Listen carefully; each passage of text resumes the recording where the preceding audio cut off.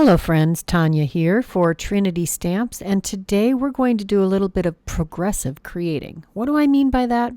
Well, we're going to start with this oval foliage die set, and I am going to create several projects that just seem to inspire each other. We're going to take the solid piece and die cut that out, and then come back and line up the center piece by laying the detail die down, and then use that to center our inside die. So I'm going to cut this out 4 times total. I will use this piece that I've just die cut as a guide for the remaining 3 pieces and die cut all of those all out. And then I will still have a solid back piece to make a fun shaker element. Now the next component I need for this shaker element is some clear acetate. I'm taking a piece of packaging here and I'm going to lay that on my very well used cutting plate, and then I'm going to add a piece of copy paper over the top of that, and that will actually help create your die cut images perfectly out of this acetate. Well, packaging. Next, I'm going to use the liquid glue. This happens to be the Crafty Glue Friend, which is available in the Trinity store, and I am allergic to it, so I'm going to use the Barely Arts glue. They're both excellent glues. I highly recommend both of them. And I'm going to adhere the first layer of this cardstock frame with the layer of the clear packaging or acetate. Next, I'm going to layer on the other 3 layers of the die cut frame to create the height and stability for our shaker element. It goes together pretty quickly, and even though this looks like it's completely symmetrical, it's not. So you have to be careful which way you add your pieces, because this is an eyeballed thing when you create the frame. So there's always going to be a little bit of difference in the different layers. Now that I have all of that, I am using a little bit of anti-static powder tool and used a big paintbrush to sweep those away. Next, we're going to use a couple of different embellishments. This is the Be Mine and the Clovers. These actually came together with a bunch of other embellishments, and I had some volunteers in my bag. And that prompted me to try to use this custom blend for my own purposes. I actually think these cute little hearts and these cute little clovers go very well together. There is also a little bit of the mini wrapped candy in there in a light bluish iridescent color, and they all play very well together. Now I want a little more of both of these kinds of embellishment, so I'm just tapping some more out of the container into our shaker element. Once I have enough of these embellishment pieces in our shaker element, we're going to seal this up. So I'm going to add a little more liquid glue on the back of all of our layers here, and we'll take our solid piece and seal it up. This one is actually nice and flat because it is just the many layers of cardstock and that piece of clear packaging, and I wanted that to be pretty flat. Next, I'm going to take some mowed lawn and Lucky Clover, and I'm going to create a background to cut out our foliage element, the detailed part of the foliage, oval foliage. Yeah. So I've inked up this entire piece of 8.5 by 5.5 inch cardstock, and I'm going to spritz it with a little bit of pearlized water, heat set that, then take our detailed die and cut it out twice. So I have a piece for 2 different shaker elements. I decided I wanted some green ink blending behind our foliage, so I took our fallout piece again, put that inside our oval to protect the shaker part, and ink blended over the entire thing with the mowed lawn. And I really like how that turned out. Now we're going to add some little dabs of glue on the back of our foliage element all around, just little dabs, and apply that to our shaker element to complete it. And it does shake rather nicely. This is the second version. I'm using some foam strips here, and I'm going to spoon in some elements to our shaker. Now this is going to be a little thicker, so we can use more of the embellishments. Just using my little pokey tool here to scoop out lots of embellishments. Didn't think it was quite enough, adding a little more. And then I'll seal up the back of the shaker element also. There we have two versions of our shaker method. Shaker element. This one, again, has a whole lot more movement than this one. You can see the difference in the thickness. Two great ways to make shaker elements. Sometimes it's just fun to experiment. Now that I have these two shaker elements, I need to figure out what I want to do with them. And that's where the progressive creating comes in. So I've got next the checkered background add-on hearts, and I'm going to do some ink blending with this with some Kitsch Flamingo, Squeezed Lemonade, and Salvage Patina. And I'm just going to use these to make my own rainbow effect. I'll start at the top with the pink and go down a few rows of the hearts with the pink, and then switch to yellow and overlap those a little bit so I get a bit of a corally orange color. Now this is a 6x6 stencil, and this is an 8.5 by 5.5 inch piece of cardstock. So we're going to have to move the stencil and continue the stenciling all the way down. So I did clean off my stencil between sections so I didn't get some of the ink overlapping. I'm going to lay the stencil so that about 3 or 4 rows of the hearts overlap with a repeating pattern. This is really easy to extend and make into a longer stenciled project. Next, we have the Salvage Patina, and again, overlapping that a little bit with the yellow to create a green.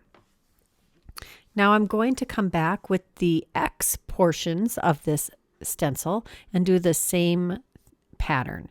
Same pink, yellow, and blue with overlapping and moving the stencil down to continue our pattern.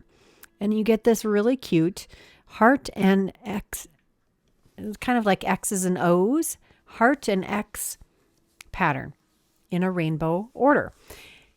I have a specific image set for this in mind, and you'll see why it coordinates so well. Now the colors I chose really kind of match our confetti. Next, we're going to use the Modern Embossed A7 stack to cut this down to card size, and we're going to put this on a 5x7 card base. But to add another element, we're going to use the Sucker for You stamp set. Here I've got a piece of watercolor paper. I've prepared that with some embossing, with an embossing tool, or the embossing buddy. And I'm using some VersaFine Clair Nocturne ink, and I'm stamping it 3 times with that ink. Then I pulled out the holographic embossing powder from the Trinity Stamps shop. It has it's like a clear embossing powder with glitter mixed in. Next, we're going to use the Distress Oxide watercolor pencils.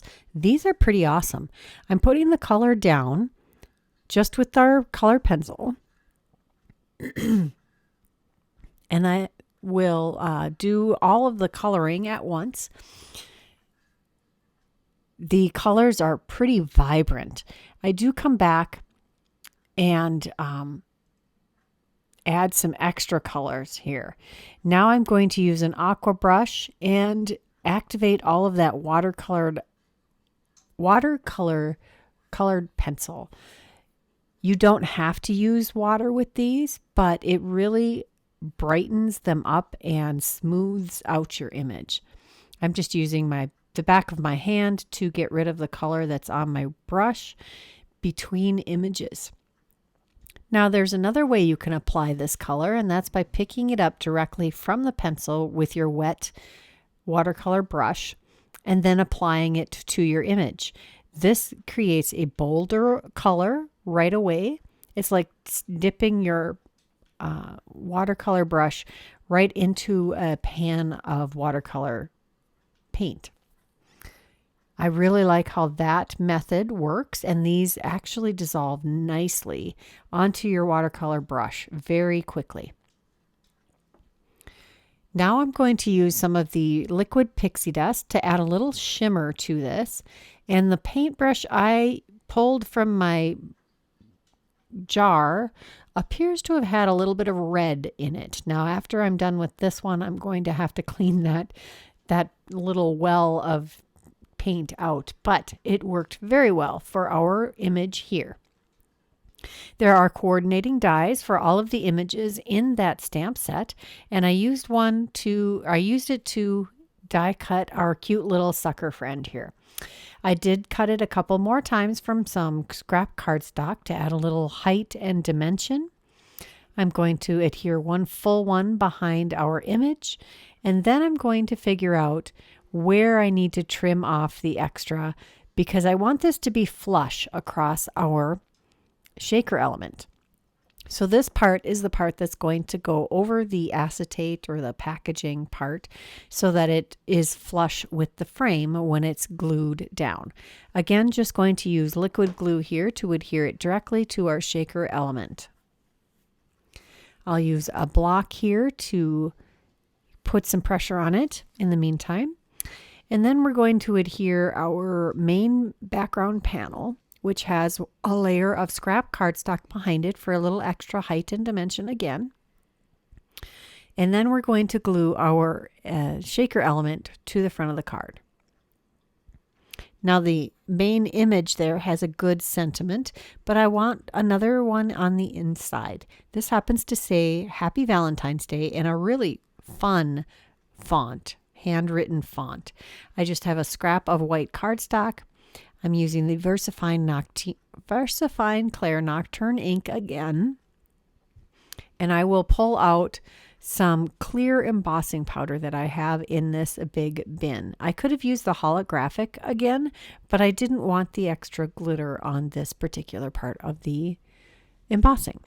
Here I'm heating it quickly, and then I will die cut that with the coordinating die, and we'll adhere that to the inside of our card. Just going to use my reverse tweezers here and some liquid glue to adhere that exactly where I want it on the inside of the card. I really prefer to take die cut sentiments and put them on the inside of the card. That way you don't accidentally mess up your sentiment. Next, we're going to take some more images from this stamp set. I'm going to use the outline X and the outline heart, and we'll use the same inks that we used on the front of the card. Just using a clear block to stamp those inside. We've got a heart, an X, and then we're going to use another heart. This is the yellow heart.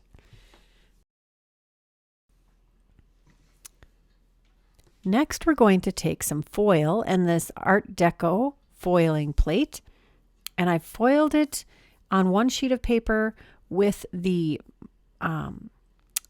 positive, and then I took the leftover and used a solid foiling plate to get the negative, and got this beautiful background piece that I cut out a panel with the Modern Embossed A2 stack.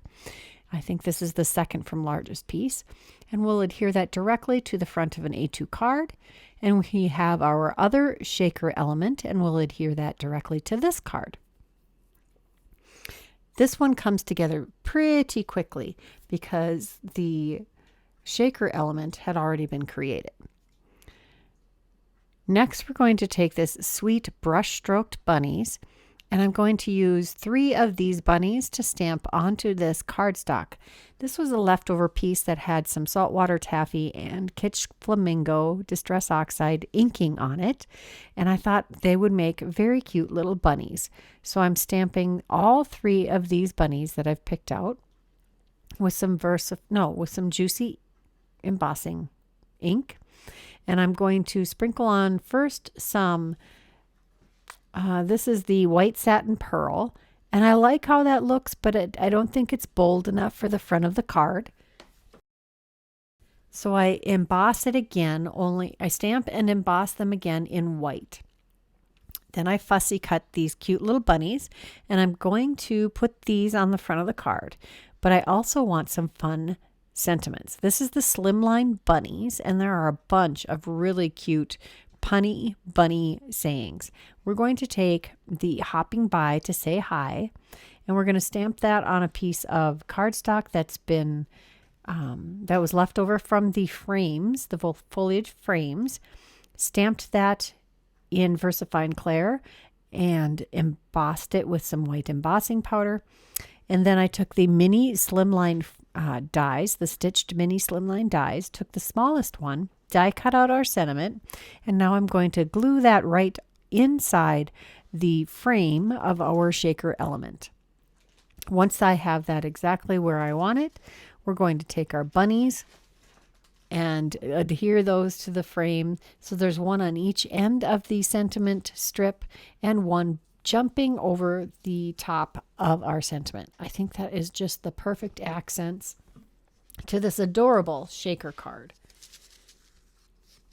I have to say this is my favorite of the shaker cards.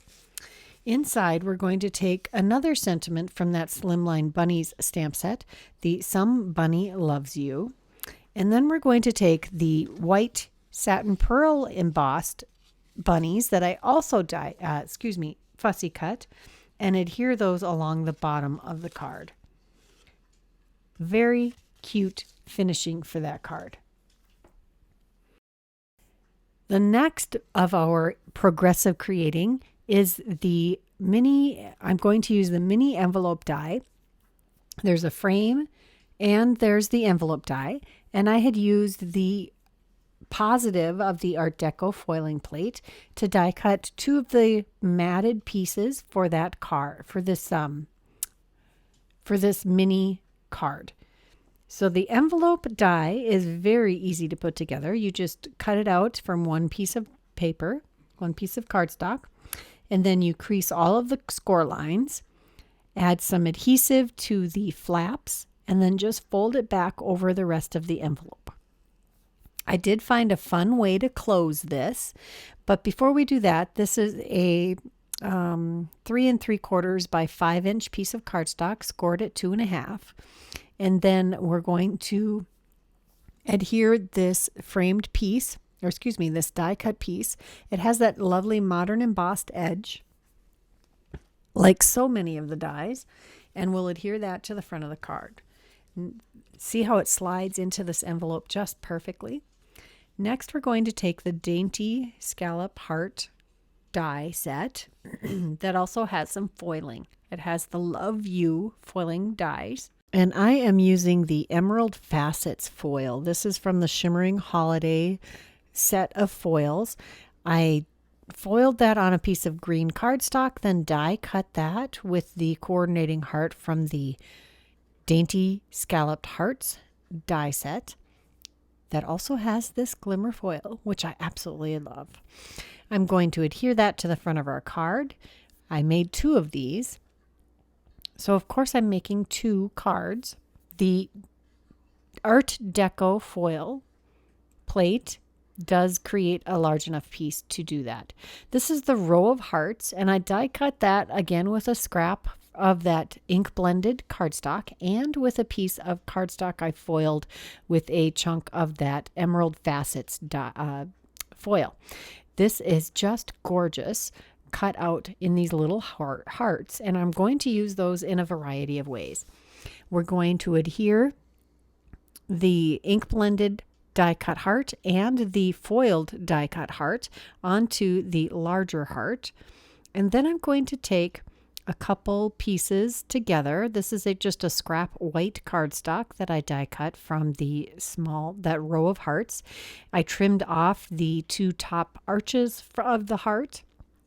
So I just have the lower half of it, and now I'm adhering those together, and we're going to use these as a fun closure for our envelope. I don't know about you, but I really don't like it when my envelopes don't stay shut. And this makes a fun way to open and close this envelope without having to glue it shut. You just stick the tip of that flap behind our heart. That's all of the projects that I created today. I had a whole lot of fun coming up with progressive ideas while I created these.